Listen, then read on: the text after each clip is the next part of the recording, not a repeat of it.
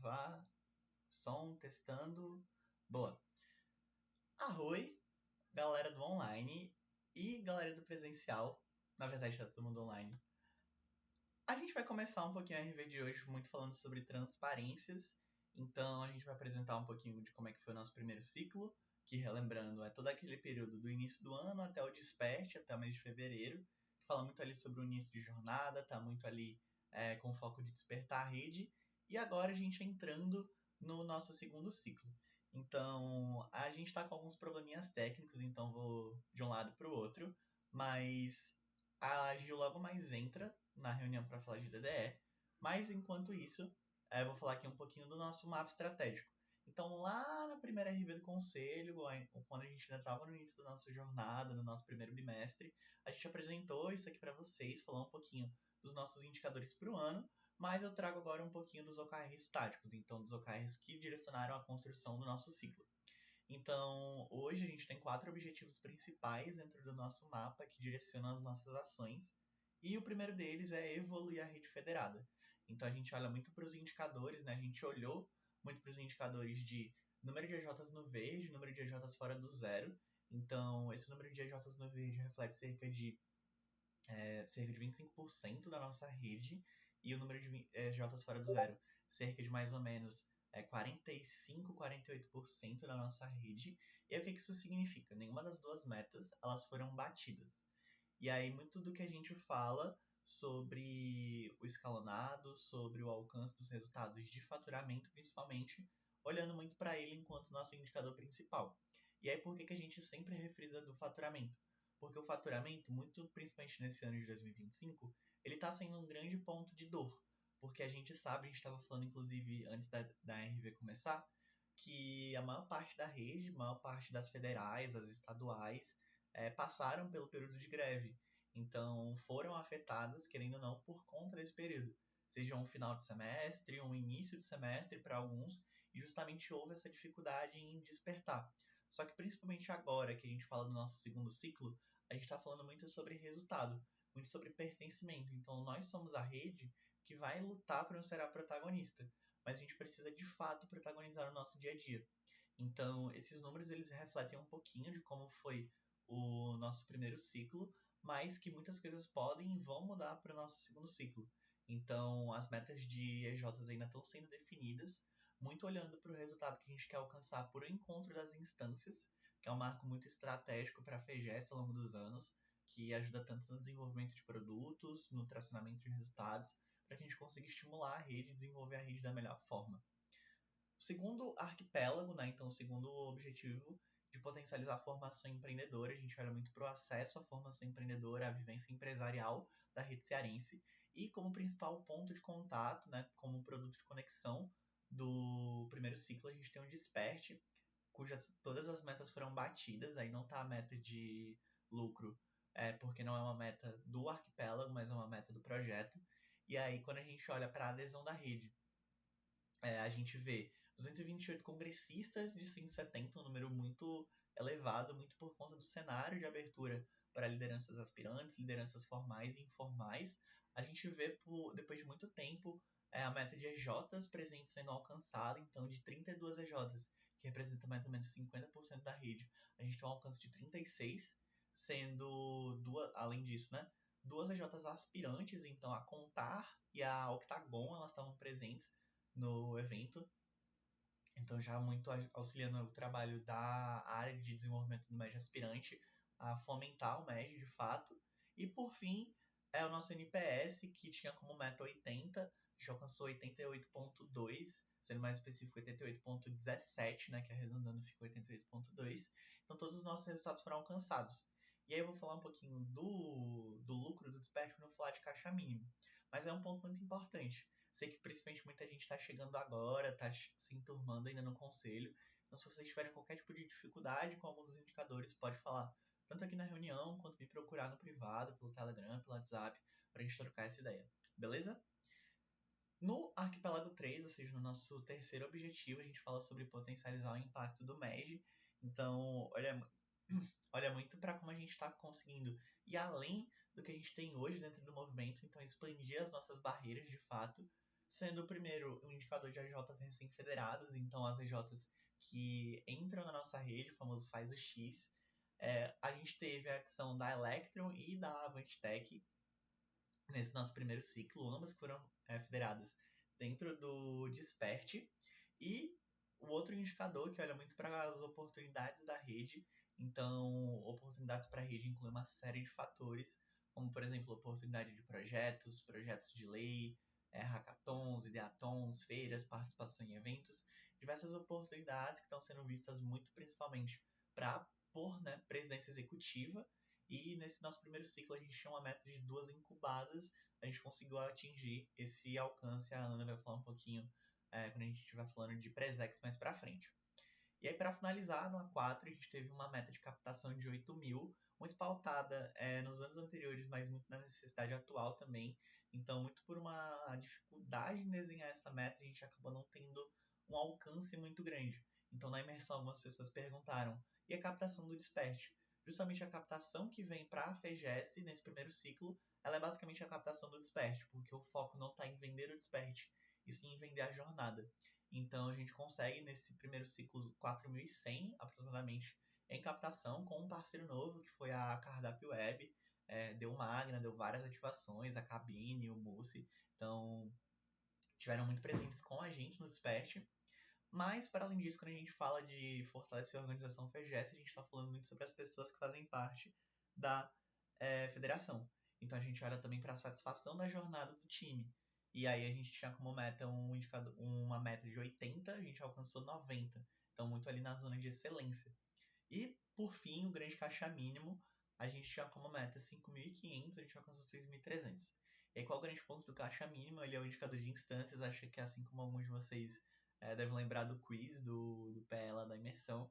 É um indicador muito atrelado à vice-presidência de gestão, olhando para a nossa gestão financeira, para a gestão dos nossos custos, nossos custos e nossos gastos, mas também olhando para as formas que a gente está conseguindo colocar dinheiro no nosso caixa. E aí, muito pelo cenário de dívidas que a gente tinha a pagar, muito pelo cenário do primeiro ciclo ser um período de muitas saídas, mas poucas entradas, a gente acaba mesmo tendo um lucro de aproximadamente 7.900 no Despert, ficando não com um caixa de 7.900 ou maior, e sim com de 6.300, muito por conta das dívidas que tinham a ser pagas e das cobranças que precisavam ser realizadas. Até aqui, tudo check? Boa. Gil, conseguiu voltar? Acho que ainda não.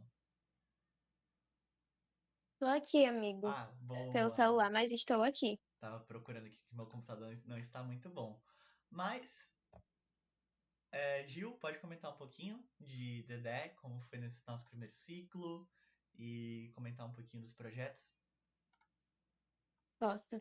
Arroi, conselho. Então, comentando sobre como foi o desenvolvimento da rede nesse primeiro ciclo, o Vini mostrou como foi os resultados da rede.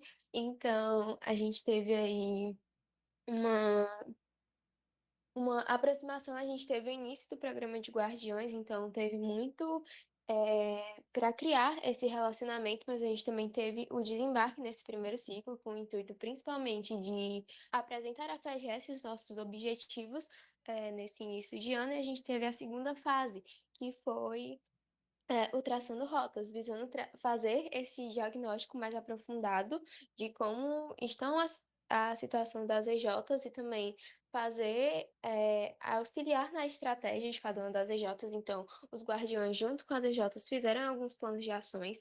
Ainda está acontecendo, então a gente teve que estender o prazo, principalmente em relação, porque muitas EJs, muitos membros das EJs estavam passando por um período de prova, então teve que ser adiado. A gente também teve esse foco aí para o CLJ. E a gente teve apenas 47% das EJs entregando a primeira fase completa do CLJ. E que é um cenário que não é muito bom, até porque essa primeira fase não são documentos que muitos estão no Drive, ou então que dependem mais da própria EJ. Então, a gente não teve nem 50% da rede que colocou esses documentos e que upou esses documentos. Então, eu peço muito a colaboração de vocês. A gente tem o grupo do Selo Pirata justamente para dar esse suporte, dar esse auxílio. A gente precisa muito da ajuda de vocês para que nas próximas fases sejam colocados os documentos, tanto da primeira fase como os da próxima, para que a gente tenha um bom desempenho quanto a isso, para que a gente possa se regularizar. Até porque o CLJ é muito importante em questões mesmo de regularização da rede e de adequação à lei das empresas juniores. Então, é importante que a gente se adeque quanto a isso.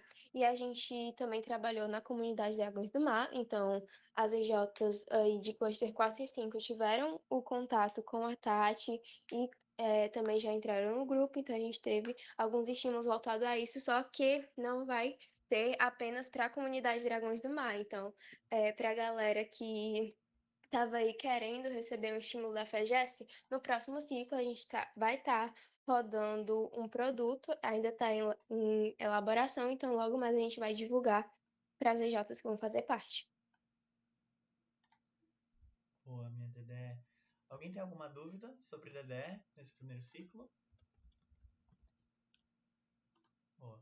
Muito importante que qualquer dúvida que vocês tiverem, vocês de fato levem, porque vocês são acionistas da federação, então é muito importante que vocês saibam com profundidade o que está acontecendo para que vocês possam estar auxiliando a gente. E aí, antes de eu falar de presidência do conselho, eu vou falar um pouquinho de cultura empreendedora, mas infelizmente não conseguiu participar.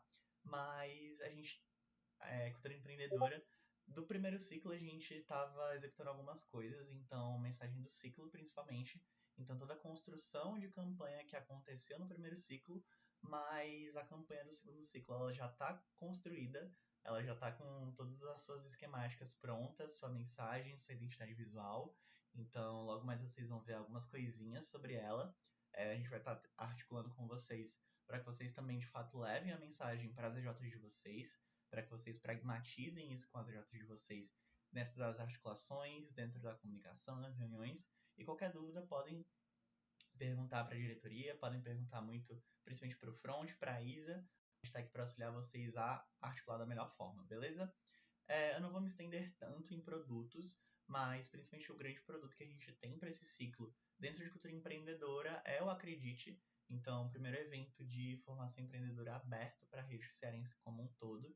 Então, ele já tem time formado. Eventualmente, vocês vão saber quem são as pessoinhas por detrás da operação dele, mas o Acredite já está começando a ser executado para que ele possa ser uma experiência de fato muito positiva para vocês dentro da jornada de formação empreendedora. E, além disso, o grande ESEG, também a gente começou algumas questões de prospecção de local, de alocação de time e algumas outras questões um pouco, vocês vão ver principalmente na RP, quando a gente estiver um pouco mais próximo da data. Então não quero dar tantos spoilers para não estragar a jornada de vocês, mas se vocês tiverem qualquer dúvida sobre os pontos de cultura empreendedora, podem conversar com a Isa para sanar qualquer ponto. Mas queria saber se inicialmente vocês têm alguma dúvida sobre CE. Boa? Beleza. E aí, agora falar da grande presença do conselho. Então, essa aqui aconteceram várias coisas dentro do nosso primeiro e segundo ciclo. Dentro do nosso primeiro ciclo, a gente teve a jornada de formação no Conselho Pirata, então, nossas RVs, nossos ritos de alinhamento, de transparência, para que vocês estivessem sempre articulando, se desenvolvendo. E, além disso, a gente também teve a formação do nosso comitê de ética.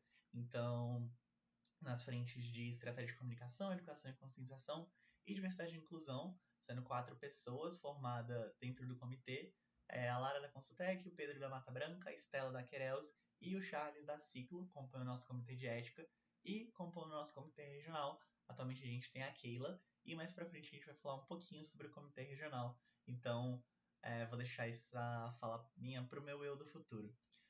Além disso, a gente teve também a construção do nosso conselho consultivo, que foi finalizada ontem, com a confirmação das pessoas que vão compor o órgão de governança. Então, o conselho consultivo é muito responsável pela validação das construções, dos projetos e de dar direcionamentos para a FEGES, para a diretoria da FEGES principalmente, sobre o que está sendo rodado. Então, ele é sempre formado por pessoas pós-juniores ou da FEGES, que tiveram grandes contribuições com a mesma, ex-guardiões, pessoas que contribuíram para os altos impactos, e assim por diante. Quem compõe o Conselho Consultivo de 2025 são 4 pessoas. Primeiro, Hélio Júnior, ele foi presidente do Conselho e diretor de desenvolvimento da rede da FEGES em 2023 e esteve em 2024 como VPGG da Brasil Júnior. Depois a gente tem o Davi Mesquita, ele também foi presidente do conselho e foi VPGG da FEGES no ano de 2022. E em 2023 ele encerrou a trajetória enquanto vice-presidente de gestão da ABJ, pegando vacância de presença do conselho. A gente tem, além deles dois, Thiago Sena, que foi diretor de crescimento da rede em 2018, assumindo vacância de presença executiva. E, por fim, a nossa ex-guardiã do ano de 2024, a Clary, que ano passado atuou, além de guardiã da FGS, como gestora de comunicação da Brasil Júnior, e em 2023 atuou enquanto diretora de formação empreendedora da Rio Júnior, Federação do Rio de Janeiro. Boa?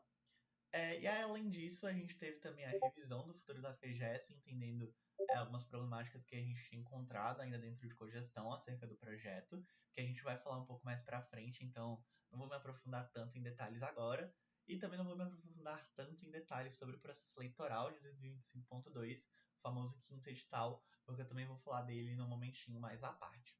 Beleza? Mas queria saber se, tirando o processo eleitoral e o futuro da FGS, que são 2 pontos que eu vou falar mais para frente, vocês têm alguma dúvida. Deixa eu ver aqui o chat, que eu tô vendo. Acho que só ok. Boa.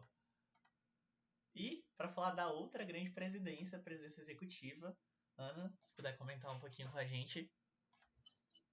A outra grande presidência. Oi, conselho, tudo bom? Vamos lá. Basicamente, vou ser bem rápida para não me pegar muito tempo, porque sempre são 2 horas, mas enfim. Enquanto presidente executiva, no primeiro ciclo a gente estava muito focado em rodar a cerimônia de posse. A gente tinha tomado a decisão de fazer ela mais cedo do que no ano passado, porque a gente achou que faria mais sentido, considerando enquanto tempos mesmo que a gente tinha e até para de contato com o pessoal. Então, ciclo passado foi mais cerimônia de posse e a gente rodou reuniões institucionais com vários agentes, tanto que a gente já tinha contato de anos anteriores, quanto a abertura de novos contatos. Além disso, olhando para o futuro também, né? A gente vai continuar rodando reuniões institucionais, temos reunião, por exemplo, amanhã, e tem algumas reuniões amanhã. Mas, enfim, continuar rodando esse tipo de reunião para a gente conseguir abrir contato e desenvolver parcerias que façam sentido, tanto para a FGS sozinha, quanto também para a gente alcançar da melhor forma o nosso indicador estratégico de oportunidades para a rede e posicionar a FGS da melhor forma. Aí, para além disso, no primeiro ciclo a gente teve a reforma para, a partir de agora, a gente rodar o desembarque das IEs, que é um momento que a gente vai ter com cada uma das IEs para explicar de novo como é o movimento Empresa Júnior, inclusive conseguir marcar momentos para o futuro, olhando não só para fomento, que é a parte de expansão que é abraçada pela presidência executiva, mas para relacionamento mesmo com as IEs, de como a FGES consegue gerar valor e, consequentemente, gerando valor para elas enquanto FGES, defendendo esse movimento Empresa Júnior contra os empresários de acessibilidade.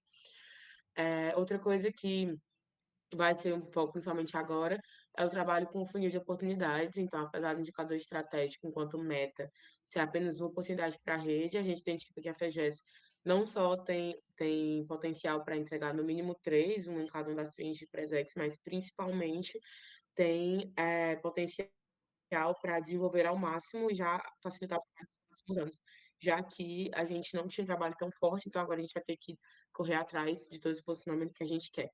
Oportunidades para a rede, não sei quantos de vocês tentaram se aprofundar nesse ponto no PE, mas ele é um indicador que ele é um tanto quanto abstrato, então a gente consegue pegar muita coisa e, ao mesmo tempo, não vamos cometer o erro de apostar tudo em oportunidade só. Então, a gente vai tentar abranger o máximo possível.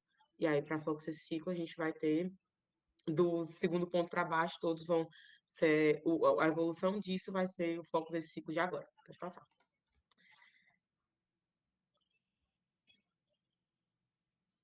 Quando a gente olha para vice-presidente de negócios, a gente teve parceiros fechados, apenas um voltado para a captação no primeiro ciclo, que todo mundo conheceu o Desperte, foi um novo parceiro, foi o Cardápio Web, e aí já tinha falado para vocês isso também na reunião, na imersão do conselho.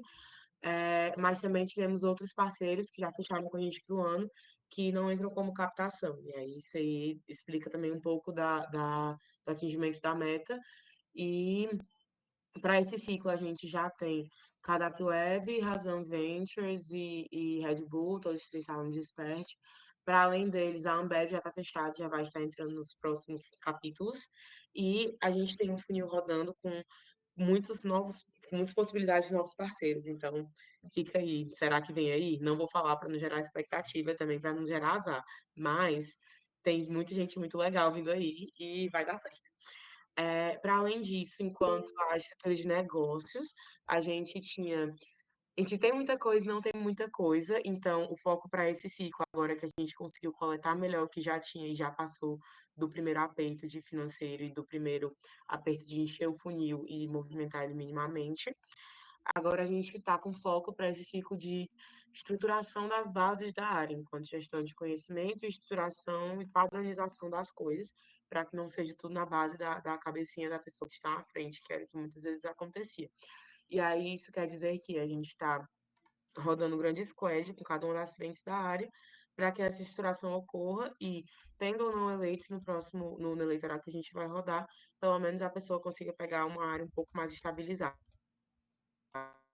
tendo em vista o momento caótico que a pessoa vai entrar e a necessidade de captação da FGS como um todo, e a necessidade de rampagem dessa pessoa e etc. Então, com as bases estruturadas e o time terminando de ter rampado e tendo uma facilidade melhor para rodar, a gente vai ter uma melhora nisso.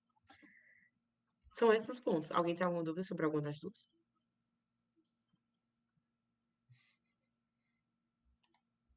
Boa. E aí, para fechar, com a grande, a que tá olhando para todas, todos e tudo, VPGG, a vice-presidente de gestão, ela tem algumas três frentes principais e rodou um grande projeto dentro de cada uma delas. Então, olhando para financeiro, cenário financeiro, assim como a gente falou, lá na nossa meta de caixa mínimo, ele tende a ser um pouco melhor agora no nosso segundo ciclo, por quê? Dentro do primeiro ciclo da FGS, muito historicamente por conta do bloqueio de algumas contas, a gente acaba não conseguindo acessar o nosso dinheiro. Então, muitas coisas acabam sendo necessárias de sair de outras contas para que esses gastos nessas saídas saiam efetivamente nos próximos ciclos. Então, a gente tem um cenário de um caixa alto, porém que a gente não consegue usar, mas que tende a cair ao longo do segundo ciclo. Nesse ano de 2025, a tendência é um cenário um pouco contrário.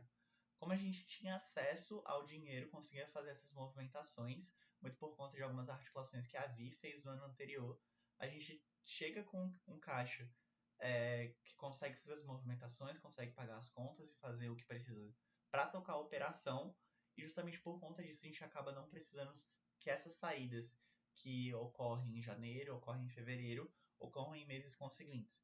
Então a tendência é que agora o nosso caixa ele comece a subir e continue subindo ao longo do ano, muito olhando para a captação institucional, para a captação de parceiros, para os eventos, para que a gente consiga estar tocando a nossa operação da melhor forma.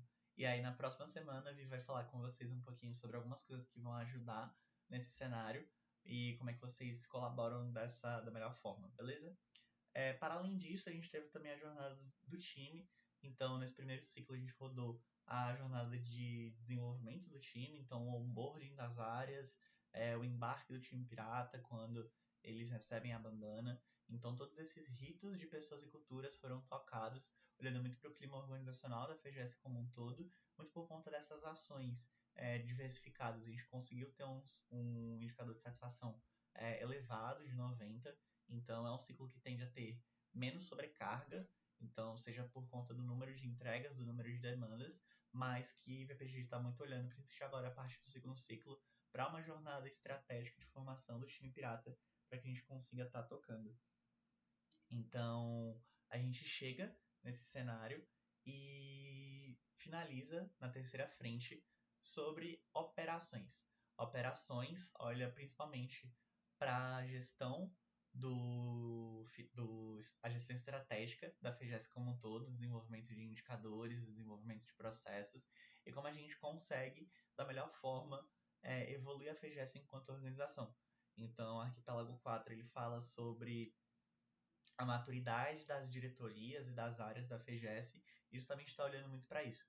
Então, o Score Pirata, o que ele é? Ele é basicamente uma avaliação diagnóstica onde cada pessoa do time pirata se autoavalia dentro das áreas Então, questão de gestão de conhecimento, de ferramentas, para que a gente consiga estar mapeando dentro do CMMI o nível de maturidade dentro das estruturas básicas que as áreas precisam para rodar. Então, atualmente, a maior parte das áreas da FGS está no nível 4, de relativamente bem gerenciado, se eu não me engano. Então, a gente tem algumas coisas básicas, mas precisam ser muito potencializadas, muito melhoradas. Justamente essa ferramenta serve para que a gente consiga tocar isso da melhor forma. Beleza? Temos alguma dúvida sobre a grande? Boa. E aí, eu vim aqui falar dele, do grande temor dos BPGGs, Presex, ADM Fins e pessoas que lidam, mas que é muito importante, afinal é J sem ser LJ, não é EJ. Reforçando, o seu LJ, ele é uma série de documentos jurídicos, contábeis e fiscais que está previsto por lei, a Lei das Empresas Juniores 3.267, aprovada lá em 2016, que o principal foco é a regulamentação das empresas juniores dentro do Conceito Nacional de Empresa Júnior. Então, ele diz muito respeito sobre a forma que a gente se entende enquanto movimento, um movimento unido, organizado e regulamentado, para que a gente consiga tomar forma enquanto EJs. E aí, entendendo muito isso, entendendo muita dificuldade que as empresas juniores têm de enviar os documentos, de elaborar os documentos e de tirar dúvidas, a gente cria, principalmente dentro da frente de desenvolvimento do médio aspirante, o produto selo pirata. Então, ele visa muito facilitar a comunicação da rede cearense com o selo EJ, então enviar os documentos e gerar esse senso de urgência para que a gente consiga tornar mais rápida e assertiva o envio dos documentos dentro do CLJ. E aí, até o final de maio, tornar a FGS de fato uma federação com as suas EJs regulamentadas e de forma jurídica e financeiramente sustentáveis. Beleza? Então, botei o link bit.ly/selopirata25. Esse aqui é o canal do grupo de articuladores do Selo Pirata. Então, se o seu presidente, se o seu VPGG, se a pessoa que lida com o seu jurídico, com o seu administrativo, ainda não está nesse grupo, manda para ele esse link para que ele entre e converse com o Diogo para estar sanando as melhores dúvidas, beleza? E vim falar sobre a fase 2, só que antes de eu falar sobre a fase 2, acho que é importante falar sobre a fase de justificativas. O que é a fase de justificativas, Vini? Eu não coloquei no slide, mas ela vai até amanhã, se eu não me engano. E é muito para as pessoas que não enviaram algum tipo de documentação dentro da fase 1. A fase 1 ela incluía termo de voluntariado, declaração de voluntariado, estatuto social, declaração de ex professor orientador, CNPJ, 5 documentos. E caso a sua EJ não tenha conseguido enviar algum desses documentos, ela precisa justificar. Então, o formulário ele já está sendo articulado dentro do grupo do Selo Pirata para que vocês consigam estar dando justificativas parciais, beleza? Mas falando dela, da fase 2, é aqui onde a gente começa a trazer alguns documentos mais contábeis e jurídicos para que a gente consiga regulamentar da melhor forma. A fase 2, ela começa na segunda-feira, dia 17 de março, e vai até o dia 25 de abril. Ela inclui 3 documentos, a Certidão Nacional de Débitos Municipal e Federal e a Ata de Eleição e Posse.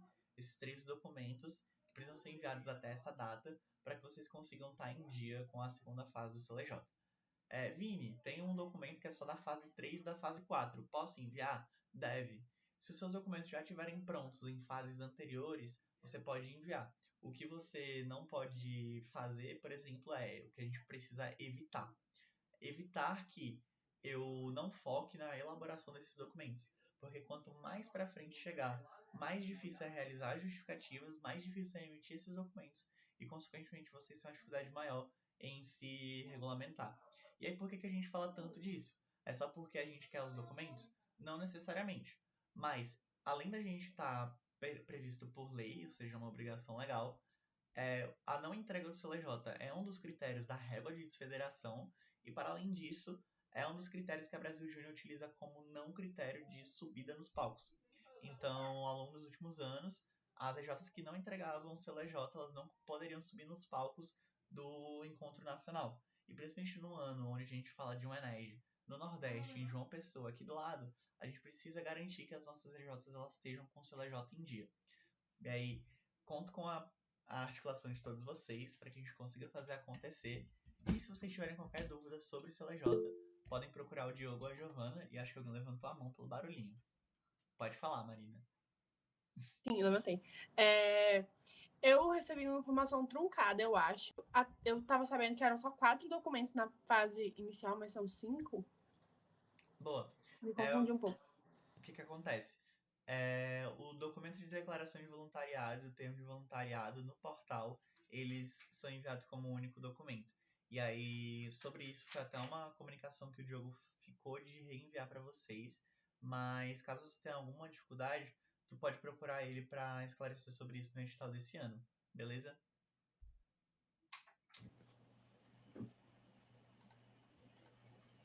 Acho que alguém tá com o microfone ligado, não sei se tá tentando falar.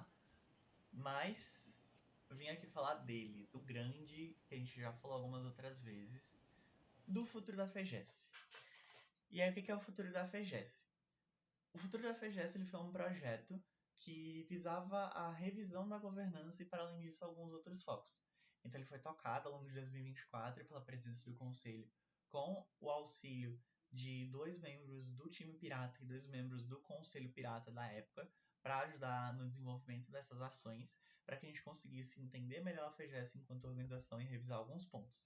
E aí, os focos que nortearam o projeto foram 5. Governança, como foco principal do projeto, organograma da FEGES, então escopo de cargos, regionalização, olhando muito para acessibilidade, modelo de negócios e desenvolvimento da rede. Então, como a gente poderia tanto olhar para a nossa diversificação de receita e da forma de trabalhar melhor com o desenvolvimento do MED cearense. Mas qual é o grande ponto? A gente entendeu ao longo do projeto que os 2 tópicos de baixo, modelo de negócios e desenvolvimento da rede, eram tópicos a serem trabalhados dentro de propostas de processo eleitoral. Então, os grandes focos se tornaram organograma e regionalização. E aí eu vou falar aqui um pouquinho sobre algumas coisas para vocês, beleza? Se vocês tiverem qualquer dúvida, podem falar, mas eu vou estar apresentando um pouquinho da revisão do projeto. Então, primeiro, sobre o organograma, a gente passa a muito entendendo a realidade do PE de uma não necessidade de expansão tão forte como tinha antigamente, um olhar estratégico para a criação de uma diretoria com suas frentes, não a desfederação, mas a remoção da diretoria de expansão do seu organograma para que a gente criasse a vice-presidência de negócios. Qual foi o grande propósito dessa mudança? A gente tinha até então a presença executiva da FEGES que, quando olhado para os cargos que a gente possuía em 2024 e anos anteriores, já possuíam como grande foco uma atuação em negócios. Então a gente tinha os cargos de relacionamento institucional, relacionamento com parceiros, negócios e inteligência em negócios. Sendo que desses 4 cargos, 3 são correspondentes à atual área de VPNEG. Então, olhando para o desenvolvimento do modelo de negócios da FEGES, do posicionamento de marca, a gente decide fazer a divisão nessas áreas para que elas consigam se desenvolver enquanto vice-presidência de negócios e enquanto presidência executiva. Então, coloquei aqui no slide as responsabilidades e habilidades principais do cargo. Então, caso vocês queiram dar uma lida, caso vocês tenham curiosidade, mas qual é o grande ponto? E aí eu vim falar aqui com vocês uma coisa que a gente já tinha falado dentro da reunião virtual, a reunião imersiva do conselho. Se a Ana quiser complementar alguma coisa, sinta-se à vontade, amiga. Mas o processo eleitoral é o 5º edital. Então, para a formação da diretoria 25, ele vem com a intenção da eleição de uma pessoa para a área de vice-presidência de negócios. Qual é o grande ponto?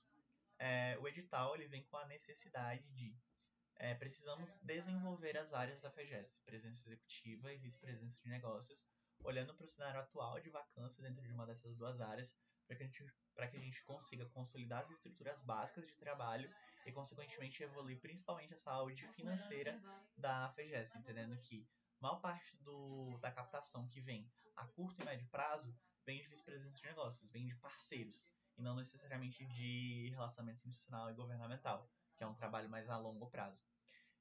Então, quando a gente olha para esse cenário, a gente observa essa principal motivação, beleza?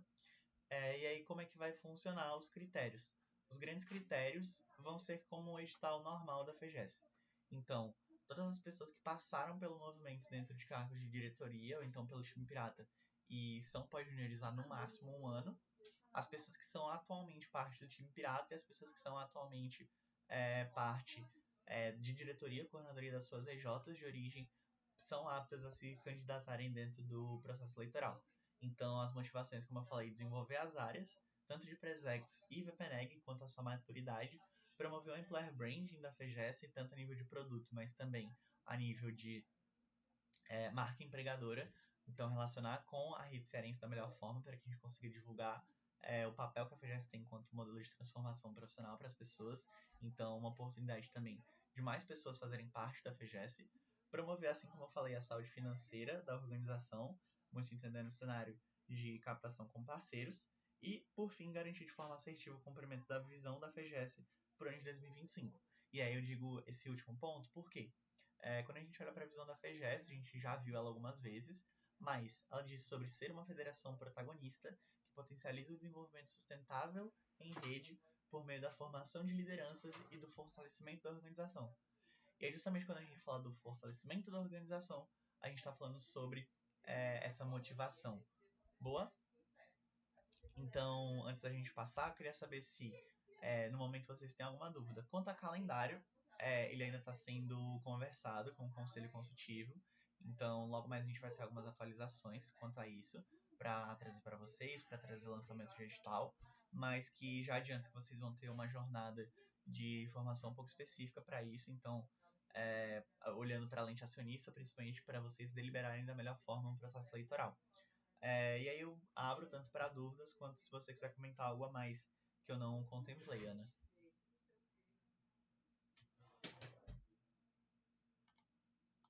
Check? Acho que tudo check. Deixa eu ver aqui no chat. Boa. E aí, agora a gente vai para um grande ponto que, conselho, preciso de muita atenção de vocês.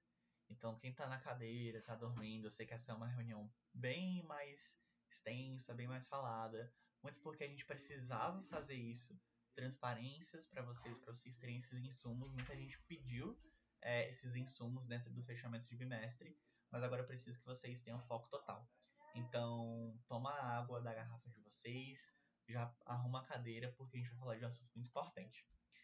Regionalização. Trazendo como contexto, a regionalização, ela basicamente foi um critério de regionalizar o Estado em algumas macro-regiões de trabalho. Os critérios que foram utilizados foram proporção de EJs, posição geográfica e oportunidade de trabalho. E aí, com esses critérios, a gente chega em 5 macro-regiões. Primeira região, capital 1, então formada pelas EJs da UFC, FCE e US, de Fortaleza. Capital 2, composta pelas EJs da Unifal, Unicristos, FAIS e Unifametro, então as instituições de ensino privadas que estão concentradas mais ao leste da capital. Região Central 1, composta pelas EJs de Tianguá e Sobral. Região Central 2, compostas pelas cidades de Redenção, Russas, Limoeiro e Aracati também. E a região Sul, compostas pelas EJs da região do Cariri e de Quixadá. A gente tem essas 5 regiões, mas a gente observa algumas problemáticas e eu vou falar um pouquinho com vocês. Deliberação do comitê acionista. Essa gravação, especificamente esse ponto, ele vai ter um aviso à parte só para ele. Vai ser aberta uma deliberação, tal qual vocês deliberaram o calendário, tal qual vocês deliberaram o planejamento financeiro da imersão, olhando para algumas coisas que eu vou falar agora. A gente conversou um pouquinho antes, mas trazendo um pouco mais aprofundado. Então, qual é a grande motivação? Hoje a gente tem um cenário que, pela proposta do futuro da FGS, ela abarca todo o Ceará em 5 macro-regiões. Mas a gente vê que, com a adição de novas EJs por meio do funil de expansão, sempre que uma nova cidade é adicionada à rede cearense, a gente precisa fazer algumas realocações. Então, esse modelo ele foi inspirado no modelo de outras federações existentes, principalmente na forma de trabalho com a Rio Júnior, então a Federação do Rio de Janeiro, mas a gente observa uma diferença muito grande em relação ao Rio de Janeiro. Tanto pela extensão territorial do Ceará, quanto pela proporção e densidade de EJs em cada região, a gente vê muitas adversidades que distanciam do propósito original da regionalização, que é a acessibilidade. E aí, por quê? Hoje, cada uma das regiões tem direito a um representante no processo seletivo do comitê regional. Então a gente rodou o primeiro edital do comitê regional, junto com o comitê de ética, e através de um processo seletivo desenhado pela presidência do conselho da FEGES, aberto para todo o conselho pirata, todo o conselho administrativo, esse processo visa selecionar as pessoas, um representante por região, para representar a sua região frente ao processo de tomada de decisão na FEGES. Então, em caso de mais de uma pessoa da mesma região inscrita, somente uma poderá ser eleita. E aí, qual é a grande problemática que a gente observa? A gente observa que as regiões com o menor número de EJs, elas tendem a não ter um número alto de inscrições. Então, torna esse processo seletivo mais dificultoso e tornando o processo de decisão na FEGES mais limitado no que tange um número de pessoas dentro da linha de governança. Então, quando a gente tem, por exemplo, 5 pessoas inscritas, mais 2, 3, 4 da mesma região, no fim, a gente entende que o processo seletivo vai eleger no máximo 2 pessoas. Que quando a gente olha para o princípio de equidade, acaba não sendo tão assertivo. Então, a gente poderia ter mais pessoas representando não necessariamente regiões, mas sim o movimento empresarial cearense como um todo, e acaba não conseguindo executar isso da melhor forma por conta da atual forma do comitê regional ser trabalhado. E aí, qual é a proposta que está sendo apresentada para vocês? Então, essa proposta de deliberação é a proposta de retorno ao comitê acionista. Mas, principalmente para a galera olhando para a acessibilidade, não é um ponto que vocês precisam estar tão aflitos. E eu vou explicar alguns pontos. O comitê acionista, historicamente, ele é formado por até 5 pessoas de quaisquer EJs que manifestarem interesse em fazer parte do órgão. EJs do Cariri, de Juazeiro, de Sobral, de Russas, de Fortaleza, EJs do movimento empresarial cearense como um todo que manifestarem interesse, as pessoas conselheiras podem se inscrever no processo seletivo. Então, além de a gente selecionar as pessoas que possuem interesse em agir dentro do órgão dessa forma, a gente consegue trabalhar uma melhor equidade quando a gente olha para a proporção. Por quê? Eu não sei se vocês viram, eu vou até voltar para ficar um pouco mais fácil a visualização, mas a gente observa regiões que, por exemplo, a capital 1, existe um número muito grande e denso de EJs. Então, as pessoas responsáveis, a pessoa responsável pela capital 1, representante da capital 1, terão um grande trabalho de articulação. E muitas vezes, por conta de questões pessoais, questões da EJ, questões do próprio conselho e outros fatores que podem atrapalhar dentro do processo de tomada de decisão dessa pessoa, acaba dificultando essa linha de raciocínio. Enquanto tem outras regiões que, por vários motivos, têm um número menor de EJs, como a região da capital 2, a região central 1, a região sul, então, que possuem um número menor de EJs. Então, a gente acaba tendo essa diferença muito significativa de energia imposta para as pessoas dentro do órgão. E aí, qual é a grande proposta? Que a gente, ao invés de ter pessoas olhando para regiões, a gente tenha pessoas olhando para EJs. Então, como é que funciona o comitê acionista? As pessoas que demonstrarem interesse e forem eleitas, vamos supor que sejam de fato 5, a gente tendo aproximadamente 60 EJs hoje na rede cearense, a gente teria cerca de, eu não vou chutar um número, mas cerca de 12, isso, a gente teria 12 EJs por pessoa. Então, cada pessoa, cada membro do órgão, supondo esse cenário de 5 pessoas, seria responsável por olhar para 12 EJs. Um número mais padrão, mas que mesmo assim a gente consegue olhar para a responsabilização das pessoas na acessibilidade do movimento empresarial cearense. Porque qual é o grande ponto?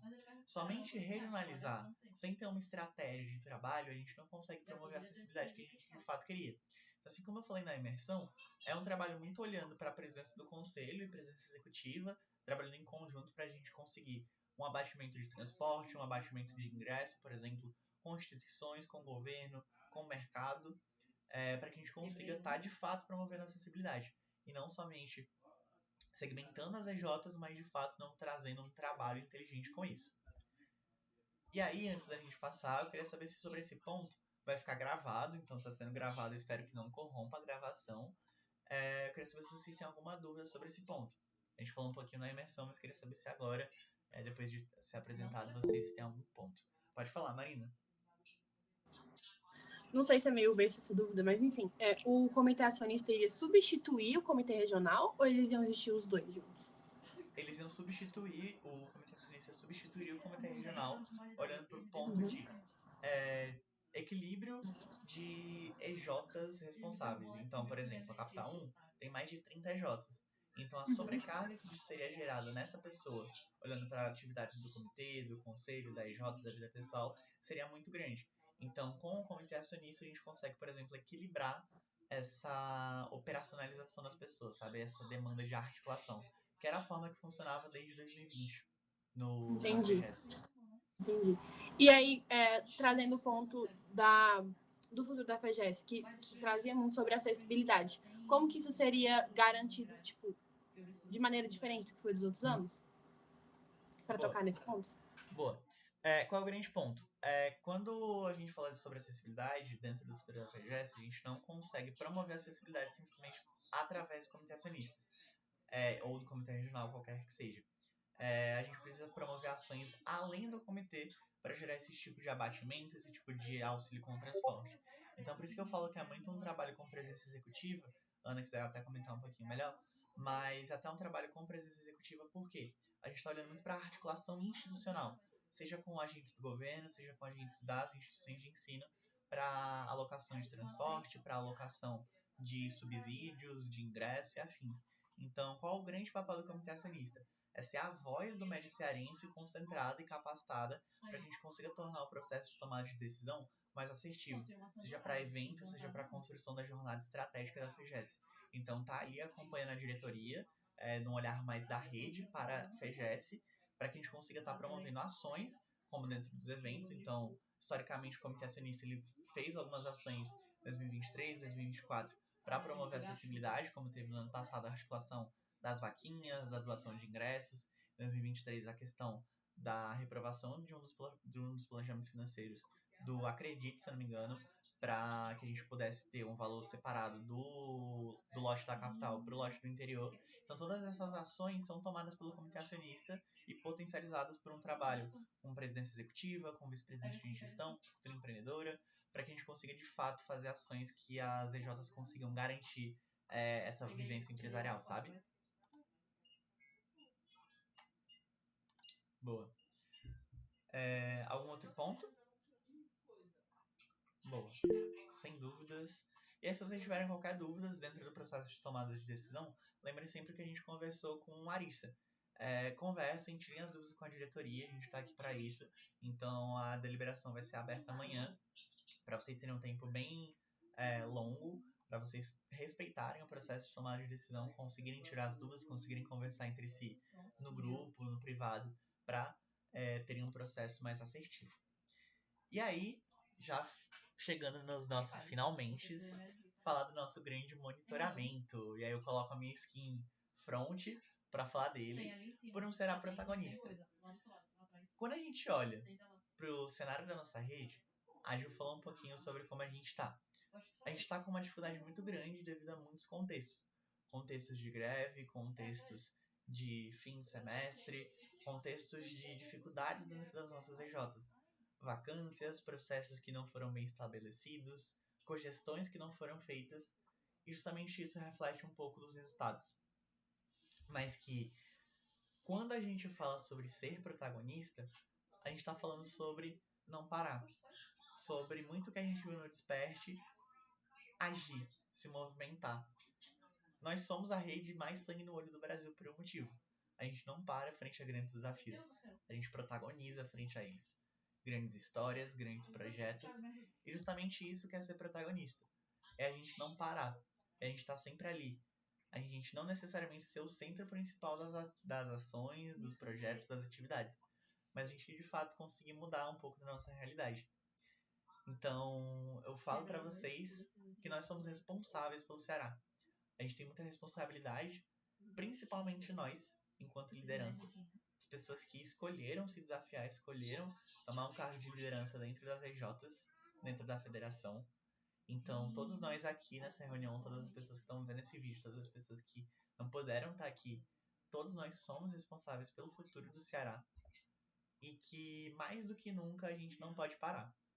A gente precisa colocar todo o nosso trabalho, todo o nosso esforço, ter muita paixão pelo movimento e saber que a gente pode tudo, a gente só não pode parar. E aí, algumas EJs já se movimentaram. E eu falo dessas EJs, eu quero muito barulho. eu quero muita comemoração, porque são as RJs fora do zero. Então, pode levantar a mão, pode botar emoji, pode fazer o que vocês acharem melhor, porque a Conte, ADM, Buriti, Concitec, Inova, Querels, Impact, Egepro, Inorbita, Mata Branca, Taxis, TC, Odinjus, Ejude, Rastro, Gauss, Projeta, Geocapta, Agronômica, Diferencial, Loading, Ciclo, Kona, Inovale, Farma, Sato e Proativa são as nossas EJs fora do zero. Mas teve aquela galera que já fechou o mês. A galera que tá no dia 13 de março, ainda tem 15 dias, ainda tem muita coisa pra gente fazer. A gente não pode parar. E essa galera já chegou no fim do mês. E Querels, Loading, Mata Branca, Impact, Texis, Egepro e Farma, Rastro, Sato e Proativa são as nossas EJs no verde. Então, até o final do mês, a gente ainda tem 15 dias para protagonizar muito, para fazer muita história, e que mesmo que a gente não tenha um evento em março, é muito importante a gente garantir a constância do nosso escalonado. É muito importante que a gente consiga garantir mais projetos, mais faturamento, porque são eles os reflexos da vivência que a gente consegue dar para os nossos membros. Então, reforço que é por um ser a protagonista que nós lutamos, que nós vamos lutar ao longo de 2025 como um todo. E nosso grande momentinho de avisos acabou. Mas não acabou para o Conselho Pirata, porque temos grandes articulações. Algumas coisas eu vou estar mandando novamente por mensagem amanhã de manhã, mas temos a coleta diagnóstica do ANEG, ela ainda está aberta, ela está aberta até amanhã, 23h59. Nós, enquanto Ceará, eu quero uma salva de palmas para todos vocês, levanta a mão, joga emoji, confete, porque a gente alcançou já a nossa meta há muito tempo atrás. A gente alcançou 73 de uma meta de 57, e isso é muito bom. Mas a gente precisa ainda muito mais de diversidade. Então a gente não tem um número tão grande de AJs respondendo à pesquisa. Então articulem com as AJs de vocês. A pesquisa tá lá, eu vou reforçar ela. A gente tá até amanhã para construir o melhor conteúdo do Enes. Então o Enes nordestino, ele carrega muito peso, ele carrega muita história. Então vamos fazer parte dessa história também. História essa contada também por pós-juniores. Então tá aberta a pesquisa de mensuração de impacto, que ela olha muito para o impacto que é gerado pelo movimento Empresa Júnior dentro da sociedade, por todo o impacto que ele consegue promover para as pessoas, e justamente ele olha para formação e empregabilidade das pessoas pós-juniores. Então, é uma pesquisa tocada pela presidência executiva da Brasil Júnior. Eu vou estar dando alguns direcionamentos para vocês no privado, principalmente. Vai ser uma pesquisa aí mais a longo prazo, até abril. Vou mandar uma mensagem para vocês no grupo, mas peço muita colaboração de vocês, principalmente porque é um projeto que precisa do contato de pós-juniores. Então, vai ajudar muito se vocês conseguirem ajudar a gente com esses contatos, com essa articulação. Processo eleitoral, quinto edital, a calendarização dele já está definida, porém a gente precisa validar algumas coisas com o Conselho Consultivo antes de soltar o edital, beleza? Deliberação do Comitê Acionista, então essa deliberação ela vai ser aberta amanhã num aviso exclusivo para ela. Peço muita atenção de vocês, eu vou lançar junto com algumas estruturas de apoio, mas caso vocês tenham qualquer tipo de dúvida, podem conversar comigo e com a Ana para a gente comentar com vocês, tirar o máximo de dúvidas possível. Além disso, eu vou já deixar essa articulação avisada para vocês, mas nosso segundo lote do Enes abre dia 27, então na próxima RV. Então estejam preparados para a abertura do nosso segundo lote do Enes, João Pessoa. Eu vou mandar algumas informações mais detalhadas quando a gente estiver próximo dele, beleza? Além disso, um evento muito massa que vai ocorrer dia 17, se não me engano, na terça-feira, de vender. O jeito estranho de vender vai ser uma capacitação online sobre venda, sobre comercial, que está sendo articulada pela Brasil Júnior, em parceria com a Stone, para que a gente consiga olhar uma capacitação exclusiva para o MEG, para que a gente consiga olhar para o nosso comercial, para o nosso marketing e estar ali faturando cada vez mais. E por fim, junto com os avisos de hoje, a gente vai ter o nosso grande NPS da imersão, para que vocês possam avaliar a experiência de vocês, para que vocês possam falar os pontos de melhoria, para a gente estar sempre evoluindo enquanto comunidade, beleza? Porque a gente sabe que o desafio ele foi e sempre será nosso maior tesouro, dessa vez com um pedacinho do Conselho Protagonista de fundo. Então, carrego muito vocês comigo E espero que vocês carreguem muito a gente com vocês. A gente sabe que vai ser um ano grande, um ano desafiador, mas que a Rede Cearense é uma rede muito sangue no olho, uma rede que pode absolutamente tudo, só não pode parar. E aí, abro para perguntas com considerações finais, caso alguém tenha. Não vou encerrar a gravação